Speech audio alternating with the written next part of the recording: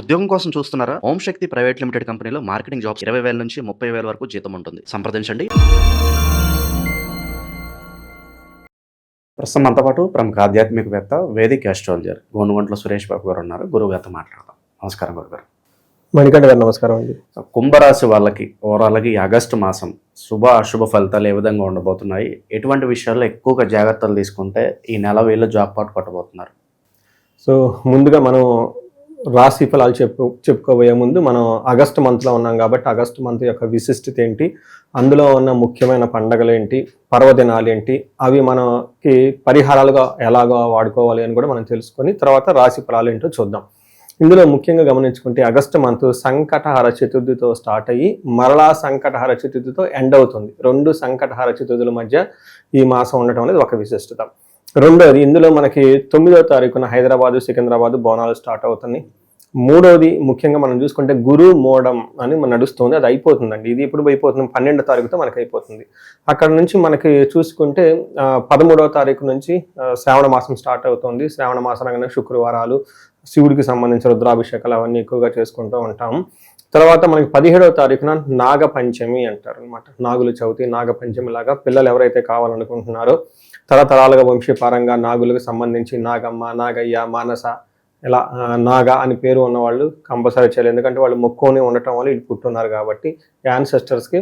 అంతేకాకుండా అందులో మనకి సర్పదోషాలు ఉన్నవాళ్ళు, కాల సర్పదోషం ఉన్నవాళ్ళు, ఇలాంటి వాళ్ళు ఖచ్చితంగా ఆ యొక్క ఉత్సవాన్ని, ఆ పర్వదినాన్ని సెలబ్రేట్ చేసుకోవడం చాలా ముఖ్యం. మనకి 21వ తారీఖున వరలక్ష్మి మహావ్రతం చేసుకుంటూ ఉంటాము. దానితో పాటుగా మనకి ఇంకొకటి వెరీ ఇంట్రెస్టింగ్ అయిన విషయం ఏంటంటే మనకి రాఖీ పౌర్ణమి అంటారు, లేదంటే జంధ్యాల పౌర్ణమి అంటారు. జంధ్యాలు మార్చుకుంటూ ఉంటారు. గాయత్రీదేవి పుట్టినరోజు అని చెప్తూ ఉంటారు అనమాట. అది మనకి 28వ తారీఖు ఉంది. లాస్ట్ 31వ తారీఖు వచ్చేటప్పటికి సంకటహర చతుర్థితో టోటల్ మాసం అంతా క్లోజ్ అవుతుందని మనం చెప్పుకోవచ్చు అనమాట. సో ఇలా అనేక రకాలైన ఉత్సవాలు, సెలబ్రేషన్స్ మనకి వరమహాలక్ష్మి వ్రతము, రాఖీ పండుగ ఇవన్నీ ఆగస్టు మంత్లో చాలా ఉన్నది కాబట్టి చాలా మందికి చాలా డైనమిక్గా ఉండే మంత్ అని మనం చెప్పుకోవచ్చు. సో దీనితో పాటుగా జ్యోతిష శాస్త్రం ప్రకారం చూసుకుంటే మనకి 4 గ్రహాలు మారుతూ ఉన్నాయండి. ఈ 4 గ్రహాలు మారటంలో ఫస్ట్ది సూర్యుడు, కుజుడు, బుధుడు, శుక్రుడు. ఈ గ్రహాలన్నీ మారుతూ ఉన్నాయి, 4 మారుతూ ఉన్నాయి అనమాట. అందులో ఫస్ట్ గ్రహం మారేది ఏదైనా ఉందంటే శుక్రుడు అని చెప్పుకోవాలి. రెండో గ్రహం మారేది కుజుడు. మూడోది వచ్చేటప్పటికి బుధుడు. అంటే శుక్రుడు ఫస్ట్, తర్వాత బుధుడు, సూర్యుడు వచ్చేటప్పుడు 17వ తారీఖు. అంటే August 1, August 2, August 5, August 17th. ఇది స్టార్ట్ అయ్యేది శుక్రుడితో స్టార్ట్ అయ్యి నెక్స్ట్ బుధుడు, నెక్స్ట్ కుజుడు, నెక్స్ట్ సూర్యుడు మారుతున్నారు. ఈ 4 గ్రహాల యొక్క ఇంపాక్ట్ మనం ఎలా ఉందో చూద్దాం. సో కుంభరాశి వాళ్ళు కొంచెం జాగ్రత్తగా ఉండవలసిన మాసం. ఎక్కువగా గ్రహాలు పెద్ద అంత అనుకూలంగా లేవని మనం చెప్పాలి. ఈ మంత్లో ముఖ్యంగా ఏవైతే ఈ 4 గ్రహాలు మారుతున్నాయో అందులో చాలా గ్రహాలు వీళ్ళకి 50-50గా ఉన్నాయని మనం చెప్పుకోవాలండి. ఒకవేళ ఏదన్నా పాజిటివ్గా రిజల్ట్ చూపించినా చాలా తక్కువగా రిజల్ట్ ఇచ్చే అవకాశం ఎక్కువగా ఉందని చెప్పుకోవాలి. ఇందులో శని అనుకూలంగా లేరు, గురువు కూడా వీళ్ళకి అనుకూలంగా లేరు. అలానే ఇప్పుడు మారుతున్న 4 గ్రహాలు 2 గ్రహాలు మాత్రమే అనుకూలంగా ఉన్నాయి, 2 అగనెస్ట్గా ఉన్నాయని చెప్పుకోవచ్చు. మనకి కుంభరాశి చూసుకుంటే ఇందులో ఉన్న నక్షత్రాలు ధనిష్ట 3-4 పాదాలు, శతభిషం 1-2-3-4 పాదాలు, నెక్స్ట్ పూర్వభద్ర 1-2-3 పాదాలంతా ఇందులో ఉంటారు. మనం పేరు బలం బట్టి చూసుకుంటే గు, గే, గో, సా, సి, సు, సే, సు, సో, దా అన్న లెటర్స్ వీళ్ళకి పేరు బలం బట్టి చూసుకోవచ్చు. ఇందులో ముఖ్యంగా మనం చెప్పుకున్న 4 గ్రహాలలో లఘు గోచారం, సూక్ష్మ గోచారం అన్న ఒక కాన్సెప్ట్ ప్రకారం 7వ స్థానంలో సూర్యుడు ఉండటం వల్ల తీర్థయాత్రలు చేస్తారు. భార్యకి హెల్త్ కాంప్లికేషన్స్ ఉండే అవకాశం ఎక్కువగా ఉంటుంది. 5వ స్థానంలో అర్ధనాశనం. చాలా మందికి ఈ టైంలో వృధాగా ధనాన్ని పోగొట్టుకుంటారు అండ్ ఎడిక్షన్స్ ఎక్కువ ఉంటాయి. వ్యసనాలకు బానిసలు అయిపోతారు. విపరీతంగా ప్యాకాట్లో మధ్య చేయటం, ఇది చేయటం, టైం అంతా వేస్ట్ చేసుకుంటారని చెప్పుకోవచ్చు. బుధుడు 6వ స్థానంలో ఉండటం వల్ల సక్సెస్ అవుతుంది విజయం మీద, శత్రువుల మీద అని మనం చెప్పుకోవచ్చు. విజయవంతంగా ఉంటారు. ధనం విషయంలో, హెల్త్ విషయంలో బాగుంటుందని చెప్పుకోవచ్చు. శుక్రుడు అగైన్ సంపదలు ఇస్తూ ఉంటారు. మనకేం చెప్తారు, అప్పటిదాకా ఏదైనా పెద్ద పెద్ద కష్టము, దుఃఖం ఉంటే అవన్నీ పోతాయి అని మనం చెప్పుకోవచ్చు అనమాట. సో ఇందులో మనం చూసుకుంటే ఎక్కువగా సెల్ఫ్ డిసిప్లిన్ ఎక్కువగా ఈ మంత్లో ఉంటే బిగ్గెస్ట్ రెమెడీ ఏంటంటే సెల్ఫ్ డిసిప్లిన్. అది కనుక చేయగలిగితే చాలా బాగుంటుందని మనం చెప్పుకోవచ్చు. మనం ఇప్పుడు ఒక్కొక్క గ్రహం అసలు ఎలా వీళ్ళ మీద ఇంపాక్ట్ చూపిస్తుందో చూద్దాం. ఫస్ట్ సూర్యుడు వీళ్ళకి 7వ స్థానంలో ఉండటం వల్ల ఏమవుతుంది, సామంత జన విద్వేష ధారాపీడ సుతామయం ఉత్సాహ భంగకారిణి సప్తమిగే గోచారే సప్తమిగే రవి అని సంస్కృతంలో ఒక శ్లోకం ఉంటుంది. దీనిని ఏమంటారు, సామంత జన విద్వేష, అంటే వీళ్ళ కింద పని చేస్తున్న ఫాలోవర్స్ కానివ్వండి, ఎంప్లాయీస్ కానివ్వండి, మెయిడ్స్, అంటే వీళ్ళ కింద డౌన్ లైన్లో ఉన్న వాళ్ళు వీళ్ళ మీద ద్వేషత్వాన్ని పెంచుకొని ఏమంటారు, ఇబ్బందులు పెట్టే విధంగా ఉంటారని చెప్పుకోవచ్చు. అంతేకాకుండా ధారాపీడ సుతామయం, భార్యకి అంత హెల్త్ సరిగా ఉండదు, పిల్లలకు కూడా అంత అనారోగ్యంగా ఉండే అవకాశం ఎక్కువగా ఉంటుంది. ఇంకొకటి ముఖ్యంగా ఉత్సాహ భంగకారిణి, ఉత్సాహంగా ఎనర్జెటిక్గా ఏదైనా పని చేద్దామని అనుకుంటే అందరూ ఆటంకం పరుస్తూ ఉంటారు, ఎక్కడో ఒక చోట అనుకున్న పనులు ముందుకు పోకుండా ఇబ్బందులు పడుతూ ఉంటాయని చెప్పుకోవచ్చు. ఇది సేమ్ కుజుడు కూడాను ఇబ్బందులు పెట్టే విధంగా పరిస్థితుల్లో ఉన్నారని చెప్పుకోవాలి. వీళ్ళకి ఏమని చెప్తారు, కాలతిక్రమణ భోజనం దురితం కర్మలాభచ్చ అని చెప్తారు. అంటే టయానికి భోజనం చేయకుండా ఉండటం, ఏదైనా పని చేస్తే అందులో రిజల్ట్ రాకపోవటం అనేది ఉంటుంది. దీనికి తోడు ఖర్చులు విపరీతంగా అయ్యే అవకాశం ఎక్కువగా ఉంటుంది. అనవసరమైన పని, ఫ్రెండ్షిప్స్, వాళ్ళు వీళ్ళు వృధాగా డబ్బును పోగొట్టుకునే అవకాశం ఎక్కువగా ఉంటుంది.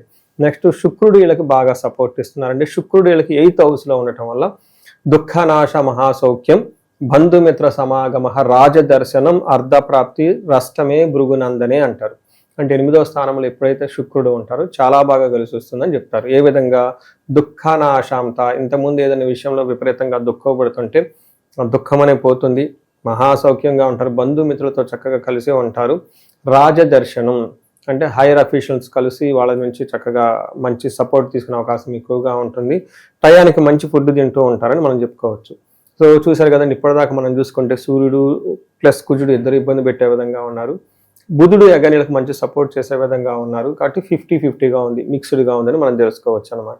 ఇక ఈ రాశికి సంబంధించిన నక్షత్రాల వాళ్ళకి ఎలా ఉంటుందండి? వీళ్ళకి వెరీ ఇంట్రెస్టింగ్ నక్షత్రాలు బాగున్నాయండి. నక్షత్రాలు బాగున్నాయి, ఇలా వెరీ రేర్గా వస్తుంది. ధనిష్ట నక్షత్రాలకు ఏ పని చేసినా జయప్రదంగా ఉంటుంది.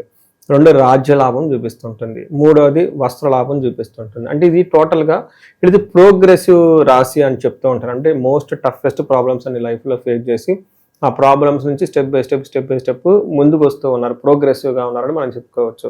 అందులో శతభిష నక్షత్రం వల్ల కూడా వీళ్ళకి ధనప్రాప్తి ఉంది, జయప్రదంగా ఉంది, రాజ్యలాభం ఉంది. హెల్త్ విషయంలో కొంచెం జాగ్రత్తగా ఉండాలి.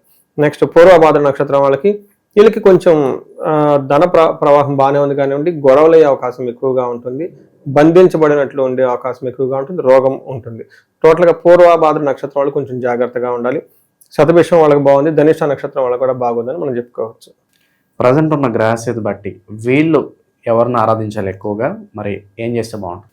సూర్యుడి అంత అనుకూలంగా లేరు కాబట్టి అండి, సూర్య నమస్కారాలు చేయటం, ఆదిత్య హృదయ స్తోత్రం చదవటం, సూర్య అష్టకం చదవటం, ఆదివారం రోజున గోవులకి గోధుమలు దానం చేయటం, పెద్దవాళ్ళు ఉంటారు కదండి, ఫాదర్లీ ఫిగర్ అంటారు, వాళ్ళ ఆశీర్వాదం తీసుకోవటం, అవి చేస్తూ ఉంటే చాలా చక్కగా బాగుంటుందండి. సూర్యుడికి ఆర్ఘ్యం చేయటం, ఇంకా మనకి చాలా ఈజీ సింపుల్గా ఉండేది అగ్నిహోత్రం. అఫ్కోర్స్ ఈ రోజులు ఎవరు చేయట్లేదు, బట్ అగ్నిహోత్రం నేను చాలా మందికి అడ్వైజ్ చేస్తుంటానండి. ఇంట్లో సీనియర్ సిటిజన్ పెద్దవాళ్ళు ఉంటే వాళ్ళు కొంచెం అగ్నిహోత్రం చేయటం కనుక నేర్పితే, మార్నింగ్ ఈవినింగ్ కనుక వాళ్ళ టయానికి, ఎందుకంటే వాళ్ళు జనరల్ వాళ్ళు ఎర్లీగా లేస్తూ ఉంటారు, పడుకోవటం కూడా కొంచెం లేట్గా పడుకుంటూ ఉంటారు, వాళ్ళు ఎక్కువగా ఇంట్లో ఉండే అవకాశం ఎక్కువగా ఉంటుంది. కాబట్టి వాళ్ళకి అగ్నిహోత్రం కనుక నేర్పించగలిగితే అసలు ఆ ఇల్లు సూపర్ ఉంటుందండి.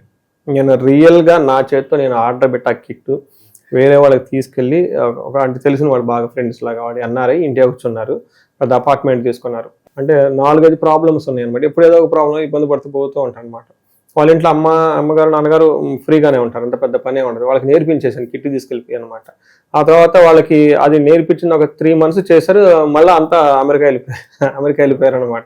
వాళ్ళు అప్పుడప్పుడు జోక్ చేస్తుంటే, ఏమంటే మాకు ఇది నేర్పించారు, వాళ్ళు అంతా మళ్ళీ అమెరికా వెళ్ళిపోయారు అని చెప్పేసి. ఇవి చాలా పద్ధతులు, సాంప్రదాయమైన పద్ధతులు, ఆచారాలు అవి ఫాలో అవ్వాలండి. ఇప్పుడున్న యంగస్టర్స్కి అయితే కష్టం కానివ్వండి, బట్ మిడిల్ ఏజ్ వాళ్ళు, కొంచెం సీనియర్లో ఉన్న వాళ్ళు ఇంట్లో ఒక్కళ్ళ కిందకి అగ్నిహోత్రం చేయగలిగితే చాలా చాలా పవర్ఫుల్గా ఉంటుంది. నేను పర్సనల్గా ఎక్స్పీరియన్స్ కూడా అయ్యాను.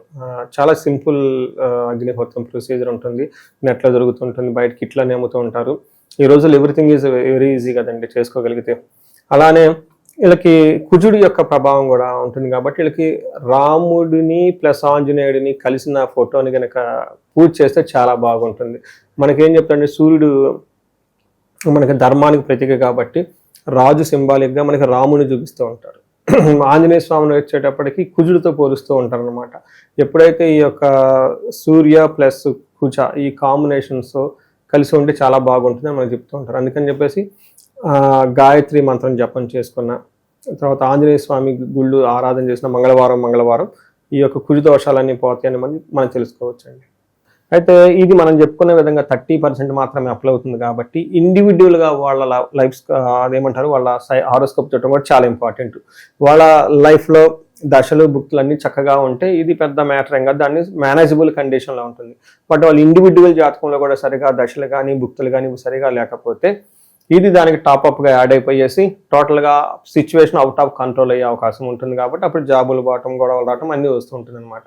సో ఇది ఒక్కసారి జాతక చక్రం చూపించుకోవడం చాలా ఇంపార్టెంట్. గెస్ అయితే ఇంకొకటి, నేను ఏజ్ 40± అంటే 35 to 45 ఏజ్ బ్రాకెట్ ఎవరికైతే ఉందో లైఫ్లో సక్సెస్ఫుల్ ట్రాక్ రికార్డు ఉండి, అంటే బాగా అకాడమిక్ చదువుకొని బాగా ఎడ్యుకేషన్ మంచి పొజిషన్లో ఉండి తర్వాత ప్రొఫెషనల్గా సక్సెస్ఫుల్గా చూసుకొని సడన్గా వాళ్ళకి లైఫ్లో ఒక వ్యాక్యూమ్, ఒక గ్యాప్ వచ్చింది, ఎందుకో అర్థం కాలేదు, జాబ్ పోయింది, లేదంటే ఎటెళ్ళాలో అర్థం కావట్లేదు, కన్ఫ్యూజన్లో ఉన్నాము, ఒక క్రైసిస్ లాగా వస్తుంది. నేను చాలామంది రీసెంట్గా లాస్ట్ 5-6 months ఈ ఎక్స్క్లూజివ్ టాపిక్ గురించి రీసెర్చ్ చేస్తూ ఉన్నాను అనమాట. చాలామంది చెప్పారు, మేమంటే మీ మేనేజర్ అమెరికాలో ఉన్న ఒక మంచి కంపెనీలో నాకు జాబ్ పోయింది, 5-6 months అయిపోయింది. ఇది డైజెస్ట్ చేసుకోవడం చాలా కష్టం. ఈవెన్ లేడీస్ కూడా, లేదంటే అప్పటిదాకా చాలా భార్య భర్తలు చాలా బాగున్నారు, అప్పటిదాకా ఇల్లు బాగున్నారు, ఉన్నటువంటి పిల్లల వల్ల విపరీతమైన ప్రాబ్లమ్స్. ఇలా ఎందుకు వచ్చింది? ఈ స్టాగ్నేషన్, ఈ గ్రోత్ లేకుండా దాంతో కన్ఫ్యూజన్ అయిపోయి టెన్షన్ అయిపోయేసి ఇంటర్నల్గా ఇన్ఫీరియారిటీ కాంప్లెక్స్ డెవలప్ చేసుకోవటం, ఇవన్నీ డెవలప్ అవుతుంటుంది అనమాట. మనకేం చెప్తారంటే మోడర్న్ సైన్స్లో మిడ్ లైఫ్ క్రైసిస్ అంటారు, లేదంటే హార్మోనల్ చేంజెస్ అని చెప్తూ ఉంటాం అనమాట. బట్ జ్యోతిష శాస్త్రంలో దీనికి చాలా పవర్ఫుల్ రెమెడీ ఉంటుంది అనమాట. మనకి జ్యోతిష శాస్త్రంలో చిన్నప్పుడు బాలారిష్టాలు, వివాహం అప్పుడు వివాహానికి సంబంధించిన దోషాలు, అలానే గ్రోత్లో ఉన్నప్పుడు కొన్ని యొక్క ఏమంటారు శాపాలు యాక్టివేట్ అవుతూ ఉంటాయి అనమాట. ముఖ్యంగా పితృశాపాలు, కాలసర్ప దోషాలు, త్రిపిండి శాపాలు, అంతేకాకుండా వీళ్ళకున్న దశాభుక్తిని బట్టి గ్రహాల యొక్క దోషాలు, ఇవి ఆటంకాలు పడుతూ ఉంటాయి అనమాట. అందుకని వాటికి సంబంధించిన పరిహారాలు మనం చేసుకుంటే చక్కగా లైఫ్ అనేది 10 రెట్లు ముందుకెళ్ళే అవకాశం ఎక్కువగా ఉంటుంది. అందుకని ఒకసారి ఇండివిజువల్గా ఆ ఏజ్ బ్రాకెట్లో ఉండే ఇబ్బందులు పడుతుంది చూపించుకోవటం, హారోస్కోప్ చూపించుకోవటం చాలా ముఖ్యం. బట్ వీటికి టాప్అప్గా ఎవరైతే కనుక ధనానికి ఇబ్బంది పడుతూ ఉన్నారో స్వర్ణలక్ష్మి విశేష హోమం చేయించుకోవడం చాలా చాలా ఇంపార్టెంట్. వచ్చేది కూడా శ్రావణ మాసం కాబట్టి చక్కగా ఈ యొక్క స్వర్ణలక్ష్మి అమ్మవారి యొక్క వాళ్ళ స్వహస్తాలతో చక్కగా 120 కలువ పూలతో కనుక హోమం చేస్తే అద్భుతమైన వాళ్ళ లైఫ్లో ఎప్పుడు ధనం ఉంటుంది. అలానే ఎవరైతే హెల్త్ గురించి ఇబ్బంది పడుతున్నారో అమృత మృత్యుంజయ పాశుపత అభిషేకం కానీ హోమం కానీ చేయించుకుంటే చాలా బాగుంటుంది. ఇంకా భార్యాభర్తలు చాలామంది మనస్పర్ధలు వచ్చేసి ఇబ్బందులు పడిపోతూ ఉంటారు. వీళ్ళ కుటుంబం వాళ్ళ కుటుంబం పిల్లలందరూ ఇబ్బంది పడిపోతూ ఉంటారు. ఎట్లాంటి వాళ్ళకి విశ్వావసు గంధర్వ రాజా హోమము, లేదంటే అన్యోన్య దాంపత్య పాశుపత అభిషేకము ఇలాంటివి చేసుకుంటూ ఉంటే చాలా బాగుంటుంది. ఇలా ఏదైనా సరే వాళ్ళకు స్పెసిఫిక్గా కొన్ని మా ప్రాబ్లమ్స్ ఉన్నాయి, ఇంకా రకరకాల ప్రాబ్లమ్స్ ఉంటాయి, ఉండి సొల్యూషన్ కావాలి అనుకున్న వాళ్ళు ఒకసారి జాతక చక్రం చూపించుకొని చక్కగా పరిహారాలు చేసుకుంటే ఇవేమవుతుందంటే మనకి షీల్డ్ అండి, మనకి ప్రొటెక్షన్ ఇస్తూ ఉంటాయి అనమాట, ఫర్దర్ డ్యామేజ్ కాకుండా, లేదంటే లైఫ్లో ముందుకు వెళ్ళటానికి. ఈ మన మహర్షులు ఇచ్చిన ఈ జ్యోతిష శాస్త్రం ద్వారా పూజలు తర్వాత పరిహారాలన్నీ చేయించుకోవాలని చెప్పేసి కోరుకుంటూ, వీళ్ళకి అష్టైశ్వర్యాలు కలగాలి, భోగభాగ్యాలు కలగాలి, అందరూ చక్కగా ఉండాలని చెప్పేసి కోరుకుంటూ నమస్తే అండి. మంచి విశ్లేషణ అందించారు, ధన్యవాదాలు.